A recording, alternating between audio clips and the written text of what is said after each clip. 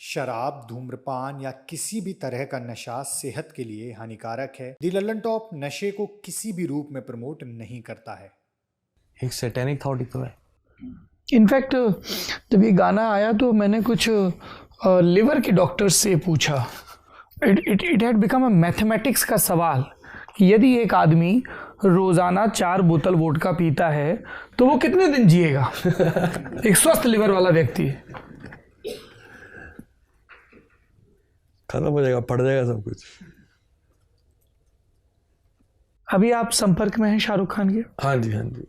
शाहरुख भाई से अभी लास्ट तो आई थिंक 2-2.5 साल पहले मिले थे। उसके बाद करीम भाई के थ्रू ही बात हुई है 2-3 बार।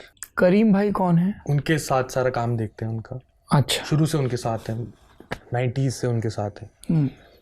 तो करीम भाई के थ्रू काफ़ी बात हुई है, लेकिन मिल नहीं पा रहा मैं उनसे, क्योंकि मैं यहाँ रहता नहीं अब हिंदुस्तान में। जब भी आता हूँ तो वो कहाँ रहते हैं? मैं दुबई रहता हूँ।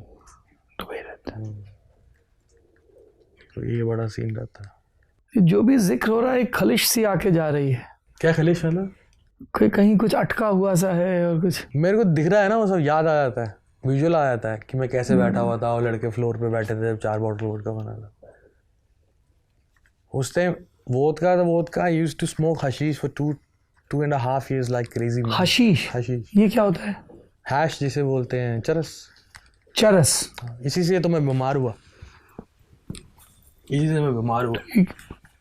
कैसी होती है? मतलब क्या पाउडर जैसा? काली सी होती है, जैसे वैक्स जैसी।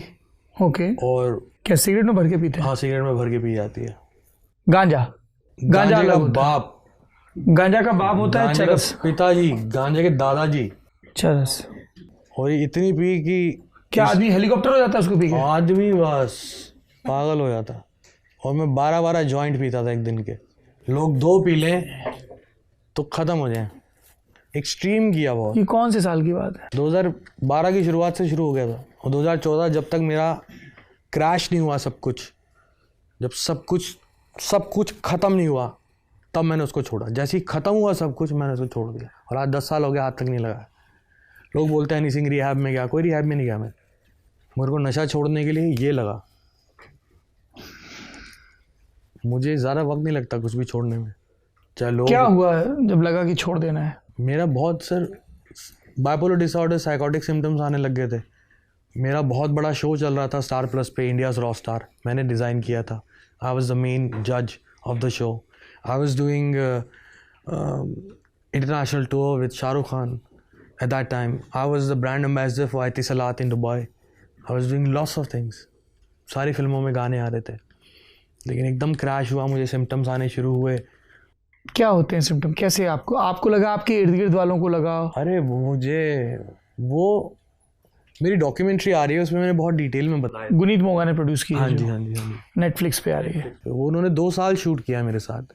तो उसमें एक्चुअली में असल पता लगेगा कि मेरी कहानी क्या थी, कहाँ से शुरुआत हुई, क्या क्या मोमेंट आई। उसमें मेरी डिस्कोग्राफी नहीं है कि कौन सा गाना कैसे हिट हुआ, कहाँ से बना, वो सब नहीं है।